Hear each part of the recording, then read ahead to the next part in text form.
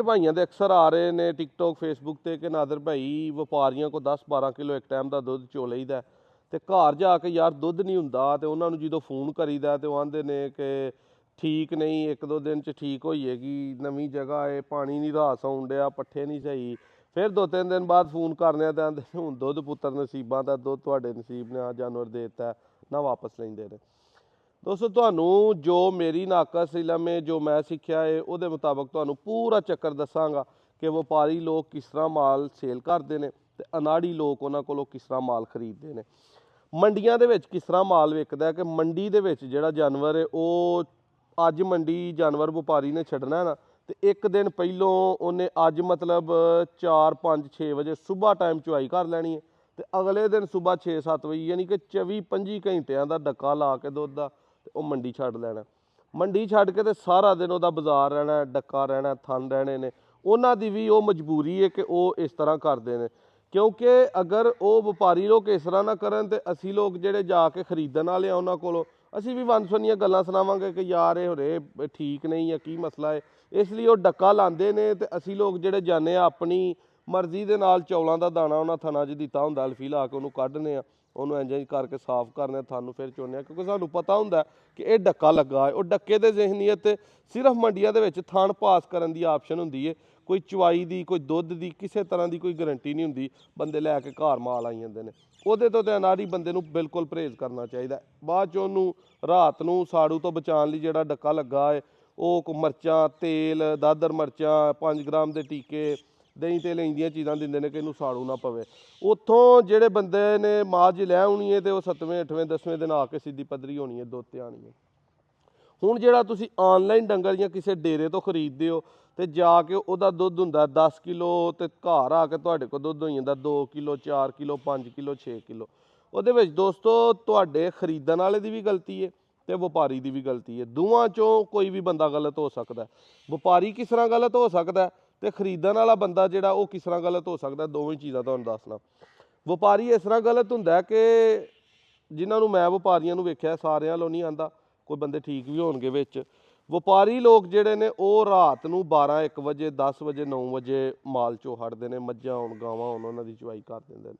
ਉਸ ਤੋਂ ਬਾਅਦ ਉਹਨਾਂ ਨੇ ਸਵੇਰ ਜਦੋਂ ਬੰਦਿਆਂ ਆਉਣਾ 1 2 3 4 5 6 ਜਦੋਂ ਵੀ ਉਹਨਾਂ ਕਹਿਣਾ ਆਓ ਜੀ ਮੱਝ ਚੋਵੋ, ਤੇ ਉਹਨੇ ਦੁੱਧ ਦੇਣਾ, ਫਰਜ਼ ਕਰੋ ਉਹਦੇ ਕੋਲ ਦੁੱਧ ਦੇਣਾ 10 ਕਿਲੋ ਤੇ ਸ਼ਾਮ ਨੂੰ ਜਦੋਂ ਉਹਨਾਂ ਚਵਾਣੀ ਉਹਨੇ ਦੁੱਧ ਦੇਣਾ 8 ਕਿਲੋ, ਯਾਨੀ ਕਿ 2 8 ਤੇ 8 16 ਹੋ ਗਿਆ ਦੁੱਧ ਉਹਦੇ ਕੋਲ ਹਕੀਕਤ 'ਚ ਹੋਣਾ 10 ਕਿਲੋ। ਹੁਣ ਤੁਸੀਂ ਲੋਕ ਜਿਹੜੇ ਇੱਥੇ ਤੇ ਉਹ ਬੰਦੇ ਨੇ ਗਲਤ ਕਰਤਾ, ਵਪਾਰੀ ਨੇ ਤੁਹਾਡੇ ਨਾਲ ਧੋਖਾ ਕਰ ਦਿੱਤਾ, ਉਹਨੇ 5-6 ਘੰਟੇ ਤੁਹਾਨੂੰ ਲੇਟ ਚੁਆਇਆ। ਹਾਂ, ਅਗਰ ਉਹਨੇ ਟਾਈਮ ਨਾਲ ਚੁਆਈਆਂ ਤੁਹਾਨੂੰ ਦੱਸ ਦਿਓ, ਉਹਦੇ ਵਿੱਚ ਕੋਈ ਝੂਠ ਨਹੀਂ, ਉਹ ਸੱਚੀ ਗੱਲ ਤੁਹਾਡੇ ਨਾਲ ਕਰਦਾ ਪਿਆ। ਇਹਦੇ ਵਿੱਚ ਤੇ ਉਹਨੇ ਤੁਹਾਨੂੰ ਫਰਾਡ ਦਾ ਲਾਉਣ ਦੀ ਕੋਸ਼ਿਸ਼ ਕੀਤੀ, ਦੁੱਧ ਤੁਸੀਂ ਚੋ ਲਿਆ, ਇੰਨਾ ਹੀ ਮੈਕਸੀਮਮ ਹੁੰਦਾ, ਇਹ ਤੋਂ ਜ਼ਿਆਦਾ ਨਹੀਂ। ਇਹਦੇ ਵਿੱਚ ਉਹਨੇ ਤਾਂ ਫਰਾਡ ਲਾ ਲਿਆ ਇੱਥੇ ਤੱਕ। ਹੁਣ ਤੁਸੀਂ ਕਿਸ ਤਰ੍ਹਾਂ ਇਹਦੇ ਕੋਲੋਂ ਬਚਣਾ? ਤੁਸੀਂ ਉੱਥੋਂ ਉਹ ਦੁੱਧ ਚੋ ਲਿਆ, ਉੱਥੇ ਚੋ ਕੇ ਉਹਨੂੰ ਘਰ ਨਾ ਖੜੋ ਕਤਨ ਵੀ। ਤੁਹਾਡੇ ਹੱਕ ਹਲਾਲ ਦੇ ਪੈਸੇ ਨੇ, ਬੜੀ ਮਿਹਨਤ ਨਾਲ ਬਣੇ ਨੇ, ਨਗਦ ਤੁਸੀਂ ਚੀਜ਼ ਲੈਣੀ ਹੈ, ਤੁਸੀਂ ਉਹ ਪੈਸੇ ਉਹਨੂੰ ਬਿਆਨਾ ਦੇਵੋ, ਥੋੜ੍ਹਾ ਜਿਹਾ 1000 ਦੇ ਲਓ, 5000 ਦੇ ਲਓ, ਸਵੇਰ ਫੇਰ ਜਾਓ। ਜਿਸ ਟਾਈਮ ਤੁਸੀਂ ਮੱਝ ਚੋਈਏ ਰਾਈਟ ਟਾਈਮ ਉਸ ਟਾਈਮ ਤੁਰ ਜੋ, ਘੰਟਾ ਅੱਧਾ ਉੱਤੇ ਥੱਲੇ ਹੋਈਏ ਕੋਈ ਇਸ਼ੂ ਨਹੀਂ, ਉਸੇ ਟਾਈਮ ਜਾ ਕੇ ਮੱਝ ਫੇਰ ਚੋਵੋ, ਠੀਕ ਹੈ। ਮੱਝ ਚੋਵੋ ਉਸ ਟਾਈਮ। ਅਗਰ ਤੇ ਪਿਛਲਾ ਡੱਕਾ ਲੱਗਾ ਹੈ ਤੇ ਉਹ ਸਵੇਰ ਹੀ ਤੁਹਾਨੂੰ ਪਤਾ ਲੱਗ ਜਾਏਗਾ ਕਿ 8 ਕਿਲੋ ਹੈ ਤੇ ਦੁੱਧ 5-6 ਕਿਲੋ ਹੀ ਆਣਾ।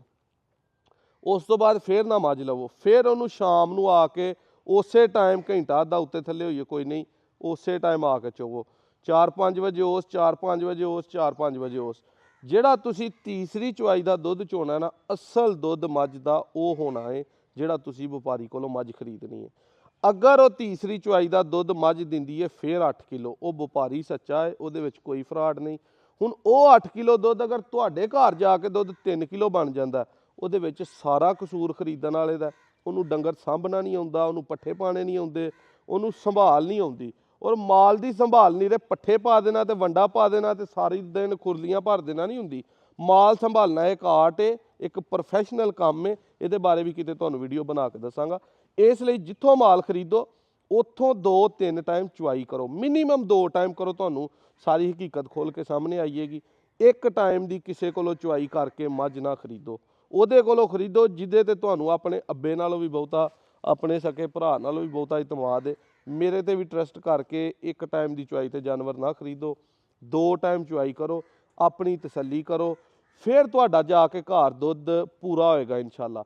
ਫਿਰ ਵੀ ਅਗਰ ਪੂਰਾ ਨਹੀਂ ਹੁੰਦਾ 3 ਟਾਈਮ 2 ਟਾਈਮ ਚੋ ਕੇ, ਤੇ ਉਹਦੇ ਵਿੱਚ ਜਿਹੜੀ ਦੁੱਧ ਪੁੱਤਰ ਨਸੀਬਾਂ ਵਾਲੀ ਗੱਲ ਹੈ ਨਾ, ਉਹ ਤੁਹਾਡੇ ਨਸੀਬ ਹੀ ਠੰਡੇ ਨੇ। ਤੁਹਾਨੂੰ ਦੁੱਧ ਲੈਣਾ ਨਹੀਂ ਆਉਂਦਾ, ਤੁਹਾਨੂੰ ਮਿਹਨਤ ਕਰਨੀ ਨਹੀਂ ਆਉਂਦੀ, ਤਾਂ ਜਾ ਕੇ ਦੁੱਧ ਤੁਹਾਡਾ ਘਟ ਜਾਂਦਾ। ਤੇ ਵਿੱਚ ਗੱਲ ਆਉਂਦੀ ਹੈ ਟੀਕਿਆਂ ਦੀ, ਕੋਈ ਬੂਸਟਨ ਇਹ ਉਹ ਲਾ ਦਿੱਤੇ ਜਾਂਦੇ ਨੇ ਇਹਨਾਂ ਨੂੰ। ਮੇਰਾ ਤਾਂ ਖਿਆਲ ਹੈ ਕਿ ਉਹ ਹੁਣ ਏਡੇ ਮਹਿੰਗੇ ਹੋ ਗਏ ਨੇ, ਜਾਂ ਹਰ ਬੰਦੇ ਦੀ ਪਹੁੰਚ ਏਡੀ ਦੂਰ ਹੋ ਗਏ ਨੇ ਕਿ ਸਿਰਫ ਜਿਹੜੇ ਬੰਦੇ ਮੁਕਾਬਲੇ ਤੇ ਮੱਝਾਂ ਖੜਦੇ ਨੇ ਨਾ, ਉਹ ਬਾਹਰੋਂ ਜਾਂ ਇਰਾਨੋਂ ਅਫਗਾਨਿਸਤਾਨੋਂ ਇੰਪੋਰਟ ਕਰਾਉਂਦੇ ਨੇ। ਉਹ ਬਹੁਤ ਮਹਿੰਗਾ ਟੀਕਾ ਪੈਂਦਾ। ਵਪਾਰੀ ਲੋਕ ਲਾ ਕੇ ਤੇ ਆਪਣਾ ਉਹਨਾਂ ਦਾ ਗੁਜ਼ਾਰਾ ਨਹੀਂ ਚੱਲਦਾ, ਉਹਨਾਂ ਦਾ ਨਫਾ ਨਹੀਂ ਹੁੰਦਾ ਜਿੰਨਾ ਟੀਕਿਆਂ ਤੇ ਖਰਚਾ ਆਈ ਜਾਂਦਾ। ਇੱਕ ਉਹ 5 10 20 10 15 ਹਜ਼ਾਰ ਤੇ ਟੀਕਾ ਨਹੀਂ ਆਉਂਦਾ, ਇਦੋਂ ਵੀ ਹੁਣੇ ਮਹਿੰਗਾ ਹੋ ਗਿਆ ਹੈ। ਕੋਈ 100 200 ਵਾਲੀ ਚੀਜ਼ ਹੋਏ ਤੇ ਹਰ ਬੰਦਾ ਲੈ ਕੇ ਈਜ਼ੀਲੀ ਲਾ ਲੇ ਕਰੇ। ਤੇ ਵਪਾਰੀ ਲੋਕ ਤੇ ਜਿਹੜੇ ਨੇ ਉਹ ਪੱਠਿਆਂ ਤੋਂ ਇਲਾਵਾ ਮੰਡੀ ਛੱਡਣ ਵਾਲੇ ਵੰਡਾ ਨਹੀਂ ਪਾਉਂਦੇ ਕਿ ਸਾਡਾ ਖਰਚਾ ਨਾ ਹੋਈਏ। ਕੋਈ ਐਡੀ ਲੰਮੀ ਚੌੜੀ ਉਹਨਾਂ ਦੀ ਬਚਤ ਨਹੀਂ ਹੁੰਦੀ। ਉਧਾਰ ਜਿਹੜੇ ਬੰਦੇ ਮੱਝਾਂ ਵੇਚਦੇ ਨੇ ਉਹਨਾਂ ਨੂੰ ਕੋਈ 4 ਆਨੇ ਬਚ ਜਾਣ ਤੇ ਬਚ ਜਾਣ। ਨਗਦ ਮੱਝਾਂ ਵਾਲਿਆਂ ਨੂੰ ਕੋਈ ਐਡਾ ਨਫਾ ਨਹੀਂ ਹੁੰਦਾ। ਥਣ ਵੀ ਜਾਂਦੇ ਰਹਿੰਦੇ ਨੇ, ਘਾਟੇ ਵੀ ਪੈ ਜਾਂਦੇ ਨੇ, ਸਾੜੂ ਵੀ ਕਰ ਜਾਂਦੀਆਂ ਨੇ, ਮਰ ਵੀ ਜਾਂਦੀਆਂ ਨੇ। ਤੇ ਇਸ ਲਈ ਕੋਈ 10 20 50 ਹਜ਼ਾਰ ਲੱਖ ਜਿਹੜਾ ਨਫਾ ਲੈਂਦੇ ਨੇ, ਉਹ ਆਪਣਾ ਖਾਣ ਟੁੱਕਰ ਰੋਟੀ ਪਾਣੀ ਚੱਲਦਾ। ਕੋਈ ਬੰਦਾ ਮੱਝਾਂ ਤੋਂ ਵੇਚ ਕੇ ਮੰਡੀਆਂ 'ਚ ਜਾਂ ਡੇਰਿਆਂ 'ਤੇ ਜਾਂ ਨੈੱਟ 'ਤੇ ਬੜਾ ਕੋਈ ਕਰੋੜਪਤੀ ਜਾਂ ਅਰਬਪਤੀ ਬਣਦਾ ਮੈਂ ਨਹੀਂ ਵੇਖਿਆ ਹੁੰਦਾ। ਇਸ ਲਈ ਜਿਹੜੇ ਭਰਾ ਖਰੀਦਣ ਵਾਲੇ ਨੇ, ਜਿਹੜੇ ਭਰਾ ਵੇਚਣ ਵਾਲੇ ਨੇ, ਦੋਵਾਂ ਨੂੰ ਐਡਵਾਈਸ ਕਰ ਦਿੱਤੀ ਹੈ, ਅੱਗੋਂ ਸਿੱਖਣਾ ਕਰਨਾ ਕਰਾਉਣਾ ਤੁਹਾਡੇ ਹੱਥ ਵੱਸ ਹੈ। ਬਾਕੀ ਜਿਹੜੇ ਵਪਾਰੀ ਲੋਕ ਹੁੰਦੇ ਜੇ, ਉਹ ਤੁਹਾਨੂੰ ਕਲਪ ਮਰ ਜਾਣ ਕਿ ਅਸੀਂ ਵੰਡਾ ਨਹੀਂ ਪਾਉਂਦੇ, ਅਸੀਂ ਇਹ ਨਹੀਂ ਕਰਦੇ, ਅਸੀਂ ਉਹ ਨਹੀਂ ਕਰਦੇ।